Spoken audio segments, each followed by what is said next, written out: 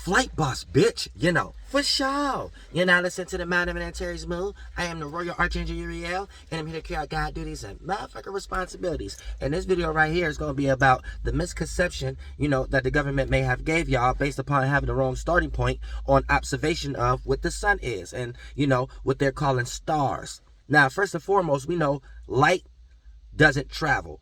Light get emitted. See what I'm saying? And light doesn't have a shape or form. It only takes the shape and form of the heavier container within the atmosphere or the environment. So for the most part, light doesn't have a shape and form, and light don't travel. So based upon the watt or the power for it to be emitted on a micro or mass scale, macro scale, is what we are observing, right? We are observing fusion and friction to produce an event that we call on a mass scale the sun. So we know light emits and light don't travel. So we're experiencing something that's getting produced every instant on the way on the mass level.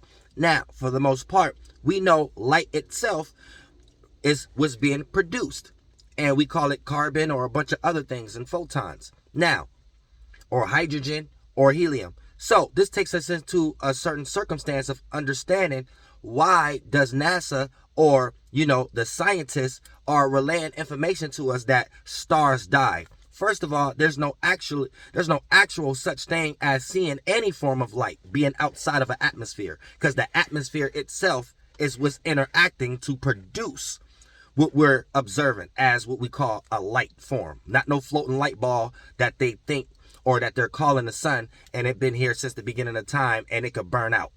There's no such thing as that concept dying, because here's the thing, you could say it's pseudo or whatever, but this is where you get blinded by NASA or shadow the government and things of that nature, because you have to understand that the sun or a star, how they made you think, is not a living organism that can die in a way that an organism can die. So all this form of adding the term dying is just an allegory to something that they're claiming can burn out or explode. That's really on the premise of the wrong starting point on what that actually is in the first place. Because we know the sun ain't a floating light ball, because we know light doesn't travel, and we know light doesn't have a shape and form, and light gets emitted.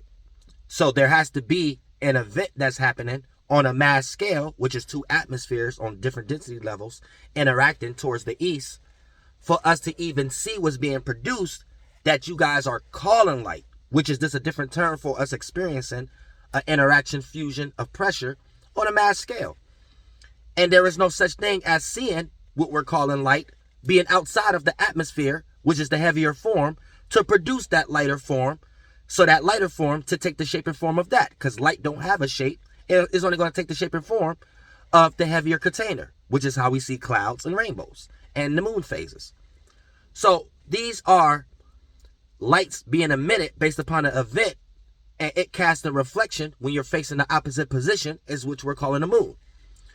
So their whole starting point on calling these things objects and claiming that they can die like living organisms or could burn out is a false pretense, because we know that these things are being produced on a second, minute, hourly basis every day. So keep that in mind also. This is something like that's in nature, that's being a routine every day, not an allegory of the sun, not knowing where it came from and it always been here since the beginning of time. That's kind of retarded. You're not going outside to learn about life. You're going on Google first. Go outside, then go on Google. And I love all y'all from the bottom of my heart.